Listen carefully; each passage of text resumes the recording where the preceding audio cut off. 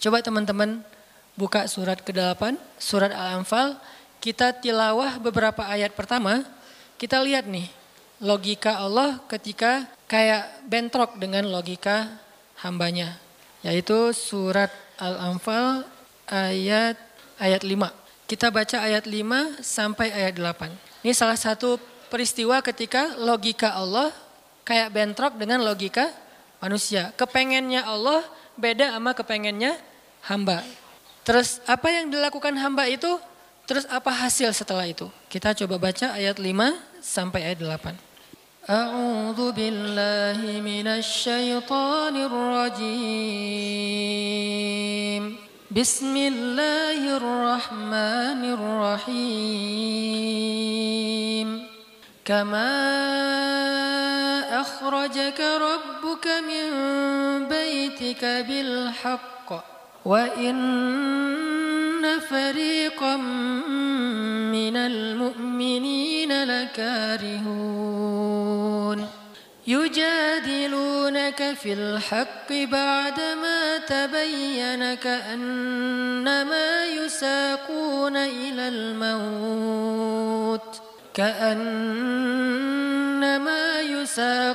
إلى الموت وهم ينظرون وإذ يعدكم الله إحدى الطائفتين أنها لكم وتودون أن غير ذات الشوكة تكون لكم ويريد الله أن يحق الحق بكلماته ويقطع دابر الكافرين ليحق الحق ويبطل الباطل ولو كره المجرمون.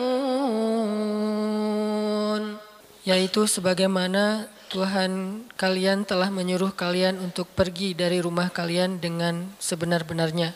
Meskipun sesungguhnya sebagian dari orang-orang yang beriman itu tidak menyukainya. Mereka membantahmu wahai Muhammad tentang kebenaran setelah nyata bahwa mereka pasti akan menang. Seakan-akan mereka dihalau kepada kematian sedang mereka melihat sebab-sebab kematian itu. Dan ingatlah ketika Allah menjanjikan kepada kalian bahwa salah satu dari dua golongan yang kalian hadapi adalah untuk kalian, sedangkan kalian menginginkan golongan yang tidak memiliki senjatalah untuk kalian. Tetapi Allah hendak membenarkan yang benar dengan ayat-ayatnya dan memusnahkan orang-orang yang menentang sampai ke akar-akarnya. Agar Allah memperkuat yang hak itu Islam dan menghilangkan yang batil atau kemusyrikan walaupun orang-orang yang berdosa itu tidak menyukainya. Shadaqallahul azim. Ngerti teman-teman? Agak kurang jelas ya. Kenapa kurang jelas? Karena kita mungkin sebagian belum membaca kisah yang ada di dalam ayat ini. Salah satu tips paling gampang kalau kita pengen ngerti ayat Al-Quran, baca dulu sejarah yang berkaitan dengan ayat itu. Kalau dalam ilmu tafsir itu disebut dengan asbabun nuzul, peristiwa-peristiwa yang menyebabkan turunnya ayat tersebut. Contohnya surat Al-Anfal. Kalau teman-teman pengen ngerti surat Al-Anfal, coba sebelum baca surat Al-Anfal, baca dulu peristiwa Perang Badar secara lengkap. Nanti di buku sejarah tuh ada Perang Badar, cari yang paling tebal biar nanti pas kita baca detail, banyak hal-hal kecil yang kita jadi ketahuan. Baca peristiwa Perang Badar, setelah berkali-kali baca udah ngerti banget, kayak nonton film berkali-kali sampai hafal. Setelah itu coba baca surat Al-Anfal, pasti beda. Seolah-olah kita ngalamin ketika ayat itu turun. Itulah bedanya sahabat sama kita, mereka lebih mengerti Al-Quran karena mereka ngalamin. Nah kita kan cuma membaca teks sejarah tidak mengalami. Tapi kalau kita baca sejarah berkali-kali lalu baca Al-Anfal itu akan lebih berasa. Itu yang saya alami. Termasuk ayat yang tadi kita baca. Apa sih yang terjadi sampai turun ayat kayak gini? Yang terjadi dulu di tahun kedua setelah Nabi hijrah ke Madinah, orang-orang Mekah yang dipimpin oleh Abu Sufyan mau berdagang ke Syam. Apa yang mereka bawa dalam karavan dagang? Harta-harta orang Islam yang dirampas ketika orang Islam hijrah ke Madinah. Jadi kayak misalnya Abu Bakar hijrah ke Madinah, harta Abu Bakar yang ditinggalin di Mekah itu dirampas sama Abu Sufyan. Terus ada Suhaib bin Amr Ar-Rumi, hijrah ke Madinah. Semua harta yang ditinggalkan di Mekah, pasarnya, ladangnya, ternak-ternaknya diambil oleh Abu Sufyan lalu didagangkan ke Syam. Setelah 2 tahun kaum muslimin berada di Madinah, dapat kabar nih kalau Abu Sufyan dan karavan dagangnya baru pulang dari Syam membawa keuntungan hasil dagang harta kaum muslimin yang dirampas di Mekah.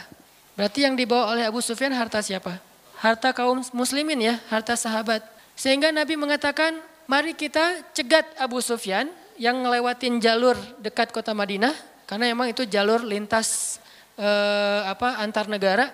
Mari kita cegat Abu Sufyan dan kita ambil kembali hak kita.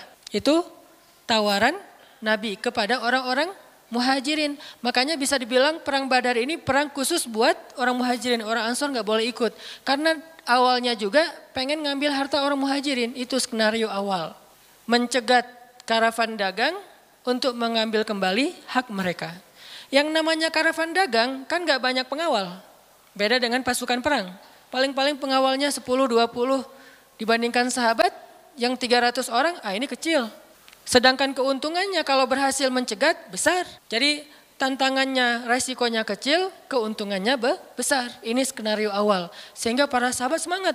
Udah 2 tahun kita kelaparan. Udah 2 tahun kita gak punya apa-apa. Bergantung kepada orang Ansor. Gak enak sama orang Ansor. Masa makan terus di rumah orang?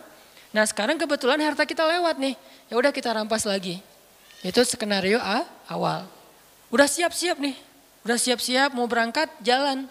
Tengah jalan Abu Sufyan dapat berita, kan pakai mata-mata gitu, dapat berita bahwa kaum muslimin mau mencegat, akhirnya Abu Sufyan langsung nelpon Abu Jahal. Kita mau dicegat nih, coba kamu kirim pasukan untuk melindungi karavan dagang. Soalnya harta yang kami bawa juga ada hak kamu di situ, jadi diiming-imingi. Abu Jahal pun kemudian mengumpulkan orang-orang Mekah sebanyak kurang lebih 1.000 orang untuk mengawal karavan dagangnya Abu Sufyan. Langsung melesat, satu pasukan bergerak cepat sehingga sekarang ada 2 target. 1 karavan dagang, 1 lagi pasukan militer yang jumlahnya 1.000 orang. 3 kali lipat lebih banyak dari kaum muslimin. Tiba-tiba turun ayat kepada Nabi.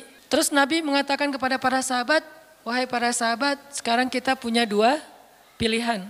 Mau tetap mencegat Abu Sufyan atau kita sekarang malah beralih ke Abu Jahal dengan pasukannya. Sok pilih yang mana kalian. Kaum muslimin sebagian besar memilih tetap seperti rencana awal mencegat karavan dagang. Jangan mencegat pasukan. Ngapain kita capek-capek perang sama Abu Jahal, untungnya nggak ada. Terus pasukannya lebih banyak, resikonya lebih besar. Dan mereka terlatih, kita sipil yang dipersenjatai seadanya. Mending kita tetap kepada Abu Sufyan, untungnya besar, resikonya kecil, dan sama-sama sipil. Tapi ternyata ketika disuruh pilih kayak gitu, kaum muslimin udah memilih pilihan mereka, Allah memilih pilihan Allah. Kata Allah, enggak. Aku memilih kalian menghadapi Abu Jahal. Berat gak sih kayak gitu? Ini matematika Allah, hitung-hitungannya Allah nih. Logika Allah. Kadang hidup kita kayak gitu banget teman-teman. Kita pengen kuliahnya ini, ternyata yang lulusnya bagian ini. Saya dulu pengen kedokteran, tapi lulusnya malah ke Mesir. Ya alhamdulillah, karena nilai eksatnya jelek. Ya udahlah ke Mesir aja. Dan ke Mesir juga dulu niatnya bukan mau kuliah, mau main. Wah bagus juga kan dulu ada Dunia dan Berita suka perkiraan cuaca gitu kan, internasional. Kairo hujan gitu, wah Kairo pengen kuliah ke luar negeri. Artinya bukan pengennya saya ke Kairo, tapi Allah menghendaki kayak gitu. Bukan pengennya saya menikah, Allah yang menginginkan. Saya pengennya dari dulu, bukan waktu itu. Lulus SMA atau belum lulus mah nikah, tapi pengennya Allah usia 22 tahun. Ada yang 32 tahun, ada yang 42 tahun. Nah pengennya kita mah udah mau nikah nih sekarang nih. Tapi pengennya Allah jangan, kamu jaga ibu dulu. Pengennya kita kerjanya kayak gini nih, usaha. Tapi takdirnya Allah jadi misalnya masuk ke pegawai negeri. Atau sebaliknya pengennya pegawai negeri malah jadi pengusaha dan seterusnya. Ada lulusan sains tapi usahanya di usaha kuliner. Ada yang kayak gitu. Ada teman saya lulus ITB planologi, tata kota. Tapi usaha kuliner. Tapi alhamdulillah dan sukses. Jadi kadang-kadang kepengennya kita sama Allah itu suka bentrok. Dalam kondisi kayak gitu apa yang harus kita lakukan? Termasuk kepengennya kita nggak punya anak dulu. Tapi nggak tahu gimana caranya tiba-tiba punya anak misalnya. Kan bukan kepengennya kita. Atau pengen punya anak tapi belum punya aja. Kayak Nabi Zakaria gimana nih? Ketika apa yang kita inginkan dengan apa yang Allah inginkan kesannya bentrok. Itulah yang terjadi kepada kaum muslimin dalam perang Badar. Mereka pengen Abu Sufyan, Allah pengen Abu Jahal. Sehingga Allah katakan di ayat 5-nya, wa inna fariqam minal mu'minin lakarihun. Walaupun sebagian orang-orang yang beriman itu karihun, nggak suka. Sehingga pada diam-diam mereka sebetulnya ngeluh gitu. Kenapa ya jadi berubah gini, tahu gini dari awal. Gitu kan ya, mulai desas-desus di antara kaum muslimin. Karihun, tidak suka dengan pilihan ini. Nggak suka dengan tawaran ini. Inilah yang terjadi. Dan kita kadang-kadang juga karihun dengan kehendak Allah. Karihun, kenapa sih harus kayak gini? Kenapa sih saya hidupnya gini-gini amat? Kenapa saya yang diperlakukan kayak gini? Kenapa? Dulu ada satu tips, katakan saja la'allahu khair. Ya mudah-mudahan ada kebaikan di sini. Yang penting saya udah ikhtiar, jadinya kayak gini, ya udah jalanin aja. Saya udah ikhtiar, jadinya sama dia, ya udah jalanin aja. Mudah-mudahan la'allahu khair. Nah ini kita coba nanti lanjutkan lagi kisah Perang Badar. Terus kita coba lihat hubungannya dengan hidup kita tuh kayak gimana. Mudah-mudahan kita bisa tahu apa yang harus kita lakukan kalau keinginan kita dan keinginan Allah kadang-kadang seperti bentrok.